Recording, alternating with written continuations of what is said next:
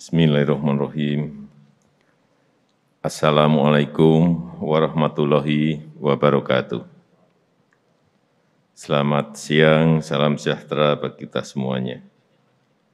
Sore hari ini saya ingin berbicara dan menyampaikan hal-hal yang berkaitan yang pertama mengenai COVID, kemudian nanti juga yang berkaitan dengan ekonomi, meskipun ini semuanya berada pada posisi yang ketidakpastian. Yang pertama, yang berkaitan dengan COVID. Perkembangan kasus harian COVID ini memang betul-betul sulit diduga. Tapi alhamdulillah pada hari ini, 24 Agustus kemarin, kita sudah berada di angka 19.000 dari 56.000. Inilah saya kira proses belajar juga yang kita lakukan. Saya tahu pun beberapa negara yang kita nilai berhasil melakukan pengendalian dan kita coba untuk kita modifikasi di sini dalam rangka pengendalian di negara kita Indonesia. Kemudian mengenai perkembangan BOR, keterisian tempat tidur di rumah sakit. Di Mei kita pernah mencapai 29%, pertengahan Mei. Kemudian melompat di Juli sampai hampir 80%. Hari ini kita sudah bisa turunkan lagi menjadi 30%, ini alhamdulillah. Ini juga patut kita syukuri. Semua bekerja TNI, Polri, Kementerian, BUMN, pemerintah daerah, semuanya rame-rame. Sekarang ini angka kesembuhan sudah di atas rata-rata dunia, yaitu 89,5%, Indonesia di 89,97%. Yang masih belum bisa kita selesaikan, yang selalu saya sampaikan ke Menteri Kesehatan, selalu saya sampaikan ke pemerintah daerah, urusan angka kasus kematian harus betul-betul ditekan terus. Kemudian juga peringkat vaksinasi. Kita ini dari kurang lebih 220 negara. Peringkat kita ini enggak jelek-jelek amat sih. Kalau dihitung dari jumlah orang yang divaksin sampai hari ini kita sudah nomor 4. India nomor 1, nomor 2 Amerika, nomor 3 Brasil, kita nomor 4 Indonesia. Kemudian kalau berdasarkan total suntikan, kita nomor 7 sudah sampai hari ini sudah disuntikkan 91,9 juta dosis yang kita suntikkan. Kita kalah dengan Jerman, dengan Jepang, dengan Brasil, dengan Amerika, dengan India, dengan RRT. Kemudian berkaitan dengan ekonomi. Ini memang memainkan gas dan rem, karena memang kalau kasusnya turun, ekonomi itu pasti naik. Kalau kasusnya naik, ekonominya pasti turun, sudah rumusnya itu. Nah itu mencari equilibrium, mencari keseimbangan, disitulah yang sebetulnya paling sulit. Disesuaikan dengan keadaan lapangan yang juga medan di Indonesia tidak mudah karena berpulau-pulau dan untuk distribusi vaksin saja, untuk distribusi obat-obatan saja memerlukan waktu yang tidak sedikit. Jadi alhamdulillah di kuartal pertama 2021 dari minus 0,7, di kuartal kedua kita sudah meloncat ke 7,07, 7,1%. Kemudian inflasi juga relatif terkendali. Kalau kita bandingkan dengan negara-negara lain, inflasi kita masih relatif terjaga di 1,5%. Kemudian kalau kita lihat indikator-indikator di lapangan maupun angka-angka, ekspor kita juga di kuartal kedua naik 31,8%, ekspor kita. Baik ekspor di bidang pertanian yang kita juga kaget ada sebuah kenaikan yang lumayan signifikan dan ekspor barang-barang yang lain. Saya kira ini buat kita optimis. Konsumsi masyarakat misalnya di kuartal 2 kemarin juga berada di 5,9. Investasi di 7,5%, tumbuh sangat baik. Dan kalau kita lihat terakhir, saya kemarin baru melihat minggu terakhir, indeks kepercayaan pemerintah itu juga naik. Dari 97,6 kemudian menjadi 115,6.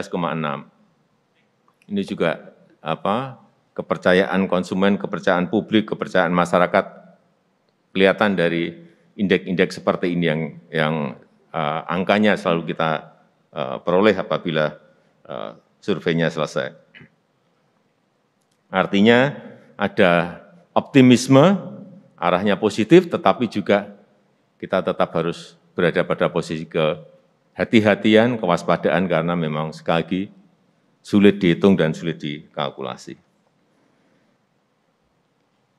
Yang saya hormati Bapak Ibu sekalian, yang ketiga mengenai yang berkaitan dengan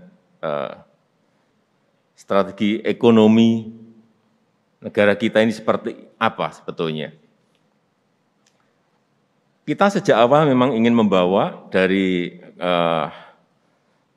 ketergantungan, growth, pertumbuhan ekonomi kita yang selalu tergantung pada konsumsi, utamanya konsumsi masyarakat, memang akan kita transformasikan kepada sektor produksi.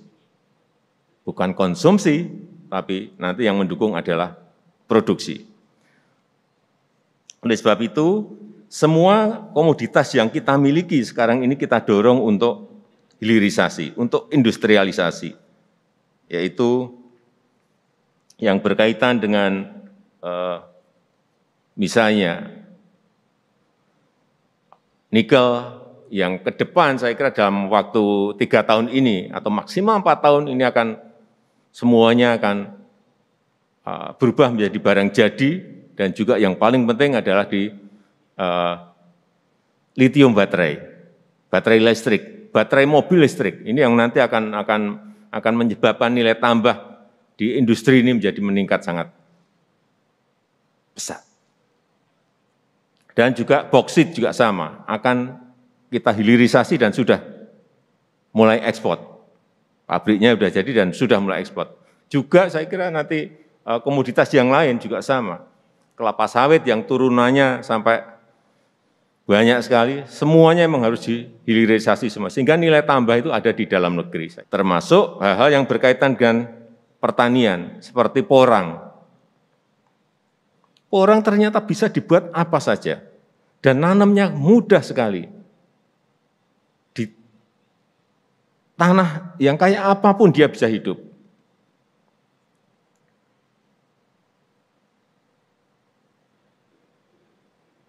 Bisa untuk beras, bisa untuk agar-agar, bisa untuk kosmetik, bisa untuk mie, semuanya. Tapi yang paling penting ini adalah makanan pokok masa depan, dan sudah dimulai di Jepang dan Korea. Rendah kalori, rendah karbo, dan gluten free, tidak ada gula. Nah, ini makanan sehat ke depan ya ini. Kemudian yang keempat mengenai sistem pemerintahan kita. Hal-hal yang sangat darurat direspon dengan lamban. Bagaimana yang bekerja di lapangan? Sangat-sangat kesulitan. Bagaimana merespon kecepatan disrupsi yang ada sekarang ini? Kan sangat sulit. Oleh sebab itu, ke depan di era disrupsi ini kecepatan kuncinya, nggak ada yang lain. Negara sebesar apapun, sekaya apapun, kalah dengan yang namanya negara yang memiliki kecepatan, terutama dalam kecepatan memutuskan. Saya rasa itu yang bisa saya sampaikan pada kesempatan yang baik ini. Lagi terima kasih atas kehadiran Ibu dan Bapak semuanya pada acara sore hari ini. Kalau ada hal-hal yang ingin disampaikan, kami persilahkan. Assalamualaikum warahmatullahi wabarakatuh. Barusan telah disampaikan oleh Bapak situasional kondisi yang namanya berjalan dari negara kita tercinta, Republik Indonesia. Apa yang Bapak Presiden tadi katakan, kalau Bapak belum lupa, kita pernah berbincang mengenai pandemi dan vaksinasi ini. Waktu bertemu saya bilang, Bapak jangan yang tegar, saya bilang ini tidak hanya kita saja, seluruh dunia. Kita belum tahu kecepatan antara vaksinasi dan artinya sebagai bagian dari pengobatan dan meruntuhkan virus ini berapa lama. Memang disebut ini saling berkejaran. Makanya menjadi ada banyak varian. Kita sudah sampai pada sebuah varian Delta. Tapi yang paling penting sebenarnya inti daripada persoalan itu adalah satu, kedisiplinan dari masyarakat dan pengetahuan singkat dari masyarakat bahwa sebetulnya vaksin itu bukan obat, tapi membuat imunitas kita menjadi tinggi. Mengapa ada yang sudah divaksin bertanya, kok kena lagi? Karena ya sudah lupa kehati-hatian yang sangat populer sekarang adalah prokes. Itu sangat benar Bapak, kita sudah benar. Makanya saya bilang saya dukung Bapak, jalur kita sudah betul. Apa yang membuat kita bisa seperti tadi Bapak katakan itu? Karena kita ini menurut saya punya Pancasila. Pancasila kalau di lapangan tuh gotong royong. Alhamdulillah. Lalu bagaimana kondisi ekonominya? Saya sangat yakin. Tapi yang tolong dianjurkan terus adalah masyarakat ya harus tetap prokes. Untung sudah ada surat vaksinasi. Nah itu juga sebuah bagian yang saya bilang sangat efektif. Nah di sisi ekonomi kalau menurut saya, kalau ini segera rakyat mengetahui bahwa vaksinasi ini memang bisa sangat berperan, tapi tetap dengan prokes, kan begitu nih yang mesti diomongkan. Maka yang namanya kehidupan ekonomi meskipun belum berjalan secara penuh dapat dilakukan. Saya yakin itu. Tadi kita sudah mendapat paparan dari Presiden tentang keadaan COVID, bahwa penanganannya bisa dikatakan cukup efektif dan kita optimis. Bahayanya adalah bahaya dunia, bahaya seluruh manusia, tapi kita mampu menghadapi dan memang kita harus menghadapinya. Jadi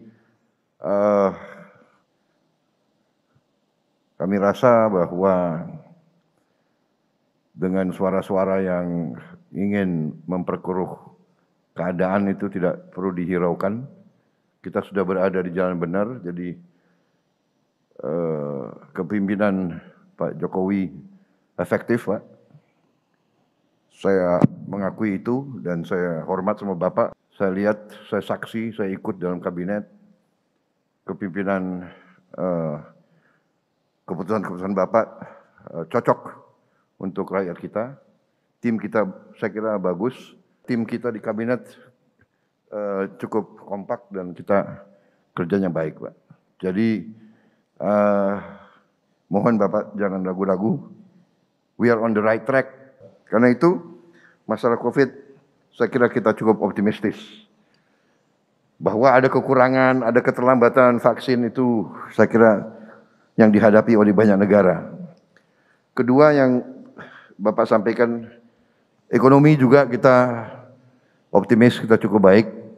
Dibandingkan dengan banyak negara lain, Itu juga berhubungan Pak, keputusan Bapak untuk tidak lockdown keras ini ya memungkinkan kita bisa selamat. Negara lain yang lockdown keras malah mengalami kesulitan. Jadi kita boleh bangga bahwa prestasi kita baik Pak. Saya bangga bagian dari pemerintah ini dan kita nggak usah ragu-ragu Pak. Beberapa waktu yang lalu kita membahas mengenai Cipta Kerja, Pak Presiden. Ini salah satu reform terbesar yang dilakukan di bawah kepemimpinan Bapak Presiden. Mengenai perekonomian ke depan, kita perlu mencapai pertumbuhan yang di atas rata-rata yang sudah bisa dicapai. Utamanya adalah untuk mendorong penurunan kemiskinan dan lapangan pekerjaan. Dan tadi menegaskan apa yang disampaikan Bapak Presiden, penanganan COVID yang cepat itu dengan kepemimpinan Bapak Presiden. Jadi dipimpin dari pusat menggunakan TNI Polri. Kalau ini menggunakan yang dari bawah, ini tidak terjadi Pak. Karena kita sudah mencoba yang namanya PSBB, antara Jakarta Raya dengan Bekasi dan Kabupaten Bogor aja tidak sinkron, sehingga efeknya bolak-balik. Kita patut bersyukur atas prestasi-prestasi pemerintah dan apa yang disampaikan oleh Pak Presiden adalah langkah-langkah keberhasilan yang harus kita dukung penuh dan masa-masa yang paling sulit menurut saya sudah teratasi Pak. Saya baru dari beberapa daerah terlibat vaksinasi dan pelibatan vaksinasi masyarakat organisasi itu sangat efektif. Pemerintah bekerja dengan partai, dengan ormas, dengan kaum muda, dengan kampus, itu luar biasa. Jadi kampanye vaksinasi yang paling mudah adalah keterlibatan semua komponen di dalam kebersamaan pelaksanaannya. Itu sangat efektif. Kita mempunyai benang merah yang sama. Semua sepakat. Secara jujur kami mengapresiasi kerja keras yang telah dilakukan. Dan kami berbesar hati. Bagi saya pribadi dan tentu bagi seluruh keluarga besar partai yang saya wakili, merasa berbangga hati atas seluruh jerih payah kerja keras yang telah dilaksanakan oleh Presiden Jokowi beserta dengan seluruh jajaran kabinetnya. Dalam penanggulangan masalah COVID ini, saya bisa memahami betapa masalah ini bukan masalah yang sederhana dan mudah. Kita sedang membangun kesadaran masyarakat kita untuk bisa berperan aktif, menjadi warga negara yang mengerti hak dan kewajiban yang juga mereka harus sertakan. Kita juga berhadapan dengan realitas tingkat disiplin pribadi dan disiplin nasional kita sebagai satu bangsa dan etos kita masih lemah. Masalah ekonomi tidak ada pertumbuhan pun. Menurut saya sudah satu kemenangan bagi kita sebagai satu bangsa dalam menghadapi permasalahan seperti ini. Kemarin COVID saya tidak perlu lagi sampaikan Bapak. Karena COVID juga waktu kami bertemu dengan beberapa ahli ekonomi di Amerika, mereka justru menceritakan kepada kami mengenai rumus-rumus Arnold, RT yang bagaimana caranya itu yang dikendalikan dan kita telah melakukan itu. Jadi saya kira kita sudah on the right track. Tidak ada negara manapun yang punya resep yang benar. Yang penting adalah prosesnya benar. Dan kita sudah dinilai prosesnya benar. Bagaimana kami kerja dalam situasi pandemi? Kami akan membentuk worksite bubble.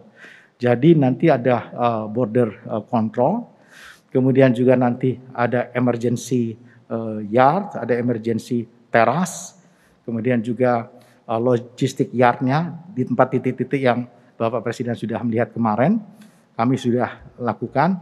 Jadi once ada kejadian sesuatu tidak terjadi efek penularan. Apa yang disampaikan Bapak Presiden tadi, sudah excellent Pak. Kata kuncinya Indonesia itu gotong royong, yaitu termasuk Omnibus Law kan itu sudah memudahkan. Saya karena baru pertama nggak boleh banyak-banyak Pak. Bicaranya sedikit aja, semoga manfaat. Sekali lagi terima kasih atas kesempatan diberikan Bapak Presiden.